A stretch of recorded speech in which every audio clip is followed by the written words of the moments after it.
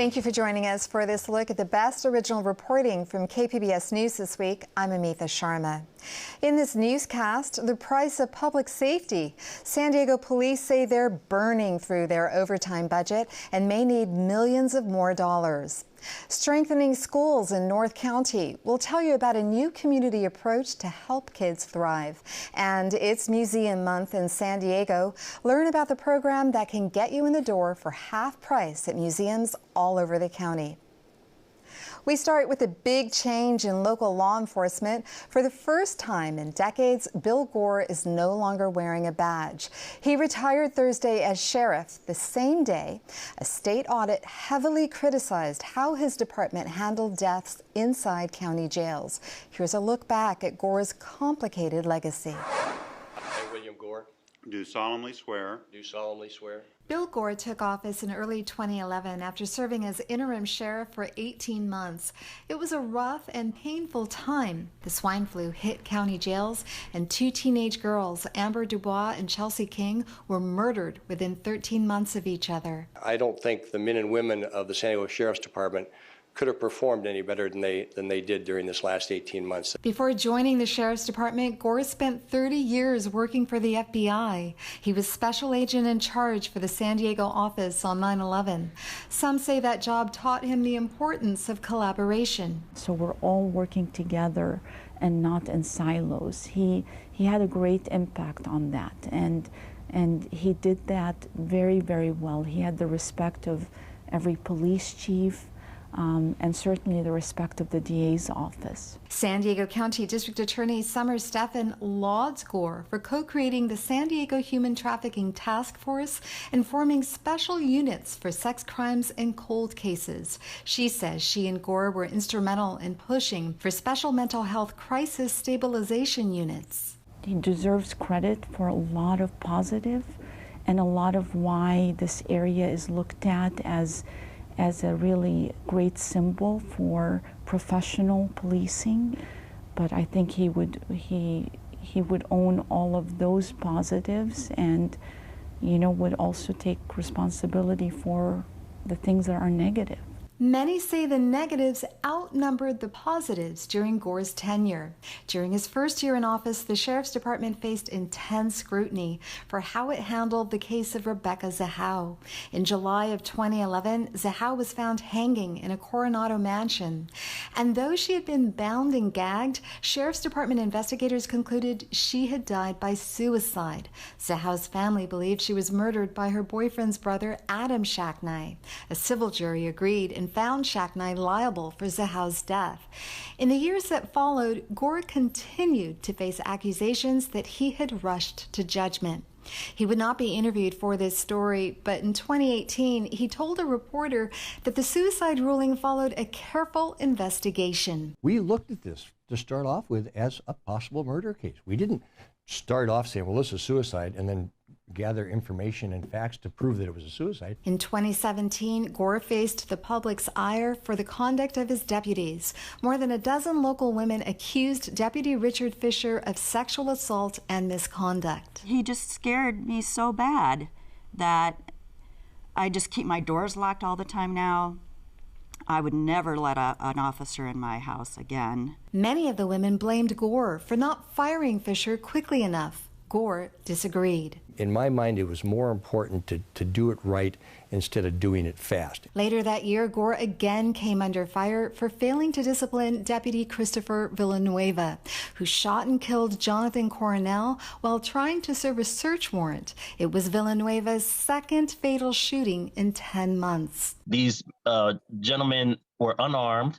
They may have been gang affiliated, but that was splashed all over the news to defame and re-traumatize the family and criminalize the individual. Yusuf Miller is with the Racial Justice Coalition. He described Gore as a skilled politician. I think his PR is excellent. I mean, his department and himself, they can can neutralize and deflect the complaints of the community. And I must say, they did that very well. Some complaints were backed up by data. A 2021 study by the Center for Policing Equity found that San Diego Sheriff's deputies were 4 times as likely to use force against Black people than whites. Black pedestrians were also stopped 3.5 times more frequently. Deaths in sheriff-operated county jails have also dogged Gore. A 2019 investigation by the San Diego Union-Tribune showed the department had the highest death rate of California's largest counties. Gore told KPBS he disagreed with the methodology used by the paper. Gore chose to retire earlier than expected to care for his ailing wife, Natalie. He called her his staunchest supporter at his last swearing-in. You're my rock. I can't thank you enough. I love you. Thanks for being here. KPBS Midday Edition and Roundtable also have coverage of Bill Gore's retirement as sheriff. Those shows are available as podcasts. You can also find that state audit on local jail deaths at kpbs.org. Yet another journalist was killed this week in Mexico. This follows the murders of 3 others over the past month, including 2 in Tijuana. KPBS border reporter Gustavo Solis met with some of those who take on this dangerous job and say these targeted attacks are taking a toll. 2 days after Lourdes Maldonado was murdered outside her Tijuana home, her dog, Chato, is still waiting for her to return.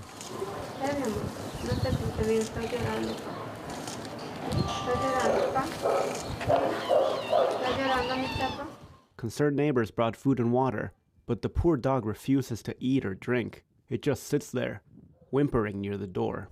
Maldonado was the 2nd Tijuana journalist to be killed this month, and the 3rd in all of Mexico. Margarito Martinez, who was a prolific crime photographer, was shot and killed outside his home on Martin Luther King Jr. Day. And a week before that, Veracruz journalist José Luis Gamboa was brutally stabbed to death. Mexico has long been among the most dangerous places in the world for those who report the news, but the slayings this month have brought the fear and outrage among the journalists to another level. This week, they took to the streets. ¡Viva Lourdes Maldonado! ¡Viva! ¡Viva Margarito! ¡Viva! ¡Viva Margarito! ¡Viva! ¡Viva los periodistas de Tijuana y del país! ¡Viva! The reporters are demanding more protections for the living and justice for the dead. ¡Justicia! ¡Justicia! Sonia de Anda heads a local journalist collective called Yo Sí Soy Periodista, or Yes, I Am a Journalist. She helped Maldonado enroll in the Baja California program to protect journalists 2 years ago. Now she says that program failed Maldonado. Most heartbreaking to her is that Maldonado knew how vulnerable she was and foresaw her own death outside her home. She had told De Anda almost exactly how her death would happen. Sentía que su momento más vulnerable era cuando llegaba a su casa, se bajaba del carro y caminaba 4 pasos para entrar a su puerta. Decía, ese es mi momento, y casualmente es donde la matan, ¿no? ¿Lo sabía? Sí, lo sabía. Haz de cuenta que lo describió. De Anda says that Margarito Martinez had also asked for state protection last December. El 17 de enero que lo asesinan, pues prácticamente me entero que nunca lo habían incorporado al mecanismo porque el sistema estatal no se había instalado. But the new governor, who took office in November, had not yet set up the enrollment process. Jan Albert Hudson is the Mexico representative for the Committee to Protect Journalists. He says Baja California's protection program is woefully inadequate. The entire Baja California state mechanism is a hollow shell. It is not autonomous. It doesn't have a budget of its own. It has maybe 3 or 4 people working for it. It has its knowledge of risk evaluation and applying protection is rudimentary at best. And it isn't just Baja California. Crimes against reporters are rarely punished in Mexico. The principal factor that fuels these attacks is the impunity in Mexico. In practice, it means that more than 95% of all crimes against the press in Mexico are never actually prosecuted. Tanya Navarro is a reporter at the San Diego Union-Tribune. The last time she saw Maldonado was at Martinez's memorial less than a week ago. Unfortunately, we were here last Friday, 4 days ago. It was, I wouldn't know, but it was the last time that I would see Lourdes. Maldonado was a veteran broadcast journalist who had covered Tijuana for decades. Navarro saw her as an inspiration to young women in the news industry. And that's how I remember her, as a hard worker and an example for many of us that started journalism when she was already a big reporter here in this town. Longtime journalist Vicente Calderon says the two recent murders bring back memories of similar crimes against reporters in Tijuana more than 30 years ago. He remembers marching in 1988 after the murder of Hector Felix Miranda. He worries now that the younger generation of reporters will be pressured to leave the industry altogether. And when you see this climate, many people will think twice. I've been talking to some of my colleagues, especially the younger ones, and they say that their relatives are the first ones to tell them, why don't you get away from the profession? Why don't you choose another line of work? Why don't you come back to the other city where it wasn't that dangerous as Tijuana? So it has a toll. The killings this month have already had a psychological impact. Local reporters are second-guessing which stories to cover and when to leave their house. They travel in packs for protection. Journalist Yolanda Morales says the entire press corps is looking over his shoulder. Yo creo que ahorita todos nosotros. I think all of us are scared, she says. We leave the house scared. This shouldn't be happening in a democratic country. But Sonia de Anda says that journalists will not succumb to the fear. Continuamos sabiendo que nuestra sangre se puede derramar. They won't hide, flee from the country, or stop working, even knowing that their blood could be spilled. Gustavo Solis, KPBS News. It's no secret the U.S. has its own issues with gun violence, including the proliferation of so-called ghost guns. They have that name because they are largely untraceable. Kitty Alvarado tells us about the push to keep them out of gun shows in Del Mar. Assembly Bill 311 would make it illegal to sell ghost gun kits and parts at the Del Mar Fairgrounds. We've heard from law enforcement that, just in a couple of years, as much as 1/3 of those guns illegally held and recovered by law enforcement locally are ghost guns. Assemblymember Chris Ward wrote the bill that's already been approved by the state assembly. Ghost gun parts don't have serial numbers, are untraceable, and are used to make or assemble guns. They are not registered, and buying them does not require a background check. The potential that they would be afforded to be sold at the Del Mar Fairgrounds or state lands like the Del Mar Fairgrounds, that's unacceptable. Ward says initially the bill banned the sale of these parts on all state lands, but it became clear it would be too costly and tough to enforce. Instead of scrapping it altogether, he amended it. Ward notes the city and county of San Diego have passed their own ghost gun laws. But that would leave a donut hole with the state, with the Del Mar Fairgrounds, because those are state lands. This all feels very much like political theater by people that have already been kind of proven to be anti-gun zealots. Michael Schwartz is the executive director of the San Diego Gun Owners PAC. We wish that he would go after criminals rather than those that are trying to abide by and follow the law. Schwartz says his group is against anyone using guns in any illegal way, especially in violent crimes. He says ghost gun sales are already illegal, and this law targets a minority of gun enthusiasts. Folks that are home manufacturing firearms shouldn't be targeted by the government, for doing something that is not hurting anybody, is not intended to break a law or anything like that. The rights of the minority are still rights. We need to make sure that the community, the law-abiding community, is directed towards legal points of sale and the processes of registration and the ability to track these so that they are not continuing to proliferate and cause harm into our communities. Schwartz says if the bill passes, it will be tied up in litigation, just like a similar law passed in San Diego. I can guarantee there will be lawsuits. The bill still has to be approved by the state Senate and signed by the governor to become law.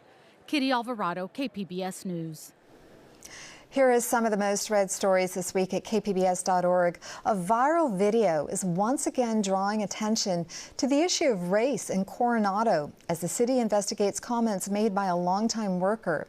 KPBS health reporter Matt Hoffman's explainer on free N95 masks and rapid tests and how best to use them is getting a lot of views. So is our coverage of Museum Month in San Diego and the half-off deal for admissions. We'll have that story for you a bit later.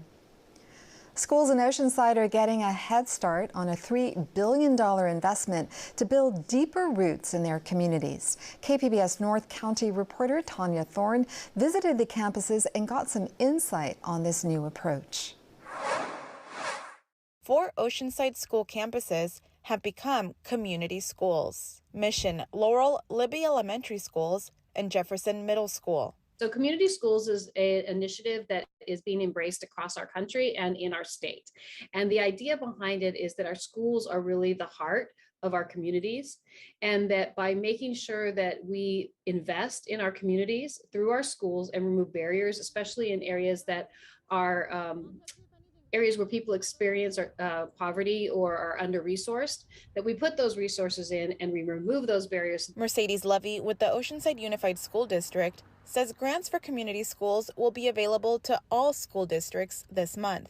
But Oceanside didn't want to wait and set aside funds to roll out the program at the beginning of this year. This included hiring a community school coordinator for each of the 4 community schools. So they are from the community, they are leaders, they're managers, and what their role really is to, again, reach out to parents and build the capacity for the parents to be able to access those resources and also build more connections between our community resources and our schools. Levy says coordinators will work with parents and community partners to expand services to students. Some of the expanded services will be offered at a new wellness center that will be coming to Jefferson Middle School. This wellness center will be around healthy eating, mindfulness, being able to have better exercise. It'll be an opportunity to learn about some of the challenges people experience who are dependent on substances and to help students to avoid becoming dependent on substances. So that's going to be one. You'll see more health clinics. We're going to have a dental screening clinic, again, bringing that right into the school. Natalie Sanchez is a parent at Libby Elementary and president of the parent-teacher organization. She has already met with Libby's community school coordinator and plans on getting more parents and community members involved in the conversations. I personally have a lot of friends that don't have students that go there anymore, but I know would love to participate. So hopefully, we get enough parents and community members to join, could make a difference. Sanchez hopes bringing more sports to the schools will be a part of the community school plan. Sports obviously is a big change for students. That we don't live in a very nice neighborhood, so we try to distract these kids from everything else. And I think that having all these programs on campus will help the students and the families. Sanchez is excited to see the community schools grow and thinks it's a good way for the district to build trust with Oceanside parents. Tanya Thorne, KPBS News. This week, KPBS supporters took part in our latest One Book, One San Diego virtual event. I was determined to show them that kids' voices mattered too, and that I not only was going to do this for myself, but I was going to do it for everybody else that wasn't there.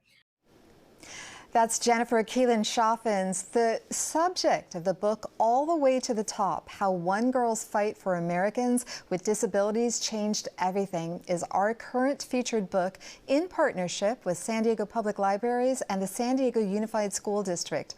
Our current One Book series is highlighting stories about inclusion and human rights.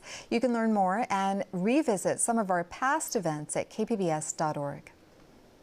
Californians who want a deeper investment in the arts have between now and May to collect 1 million signatures. MG Perez shows us how creative expression is affecting young lives here in San Diego. You're working in orange, monochromatic, and blue? Max Swan is the art teacher here at the Creative Performing Media Arts Middle School in Claremont, best known as simply CPMA. It's one of the San Diego Unified School District's showcase campuses for theater, music, dance, and of course, the studio art classes taught by Mr. Swan, who started as a math teacher.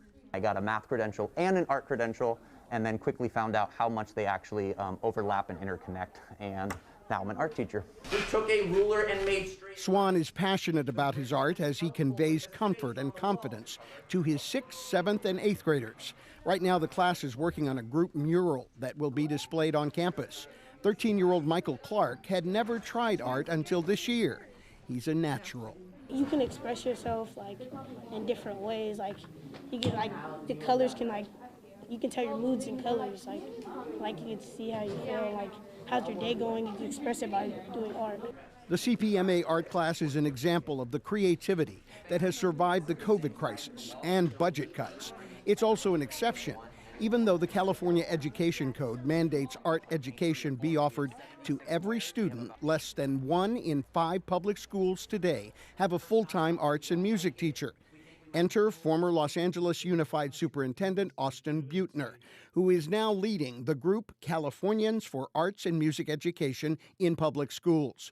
Buettner calls this his passion project to collect 1 million signatures by May 1st and get an arts funding measure on the November ballot. He wants to bring equity to the show business state. We are that creative capital, not just in America, but really for the world.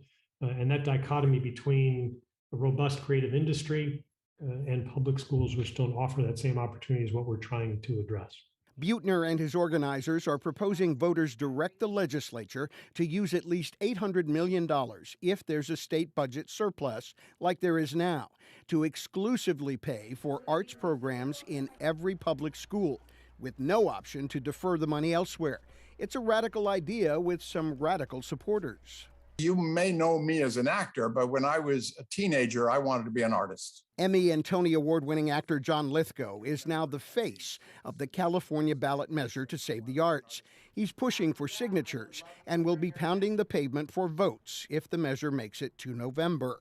This is a time of tremendous divisiveness and political turmoil. Everybody's hot-headed on the subject of political issues, but the arts bring people together in all sorts of ways. Use your good, powerful voice and go. Back at CPMA Middle School, Kathy Hickman is coaching students in her Intro to Theater class. She's taught here for 20 years. She says she's often contributed her own money to support her students and hopes California voters will direct the state to do the same in November.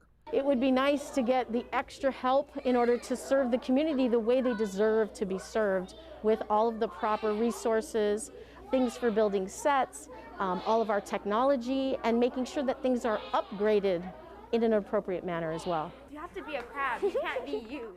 Sixth graders Isabella Galindo and Zai Ariel Morgan are first-timers to the stage in Miss Hickman's class. They are also proud young ladies of color who want to see more artists who look like them.